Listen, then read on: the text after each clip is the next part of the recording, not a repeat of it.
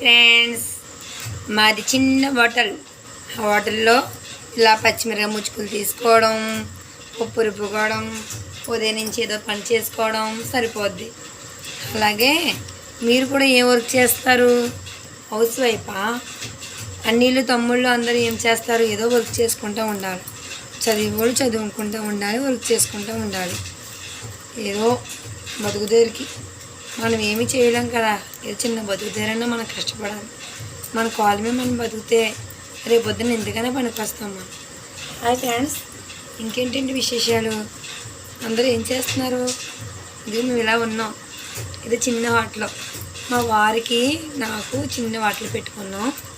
తన మీదే ఇంకా పిల్లలు చదివించుకోవడం అన్నీ కూడా పర్వాలేదు.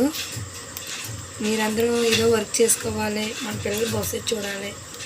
మనకి బిడ్డలో లైఫ్ బాగుంటే మనం బాగున్నట్టే అన్న ఫీలింగ్స్ వస్తుంది, అంతే కదా. అందువల్ల దేనికన్నా కష్టపడతాను కొట్టుకుంటాము. కష్టం వచ్చినా సుఖం అనుకుంటాం.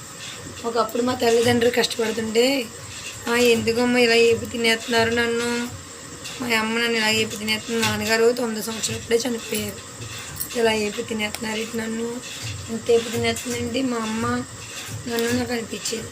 కానీ కష్టానికి ఫలితం ఉంటుంది అన్నది నాకు ఇప్పుడు తెలుస్తుంది. ఒక వయసు వచ్చేది కానీ తెలియదు కదా ఫ్రెండ్స్. అంతే, నా లైఫ్ కూడా అంతేగా ఇప్పుడు తెలుస్తుంది. అలాగే మన బిడ్డలకు కూడా తెలుస్తూ ఉంటుంది. అప్పుడు వరకు ఆట తెలియదు, నాకు ఏమీ తెలియదు, ఇలా ఉండడం ఉండేది కాదు. నేను ఏమి చదువుకోలేదు, ఒక 6వ తరగతి చదివాను అంతే. ఏమి చదువుకోలేదు. నేను చదువుకుంటేనే హోటల్ చేసుకునేదాన్ని.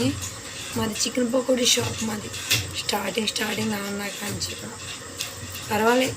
ఓకే ఫ్రెండ్స్, నెక్స్ట్ మళ్ళీ మాట్లాడతాను, మళ్ళీ చెప్తాను సార్. నేను ఫ్రెండ్స్ ఒకసారి చెప్పేసిన అది థ్రిల్లింగ్ ఉండదు, మీకు ఇంట్రెస్ట్గా ఆలోచించబుద్దావాలి కదా.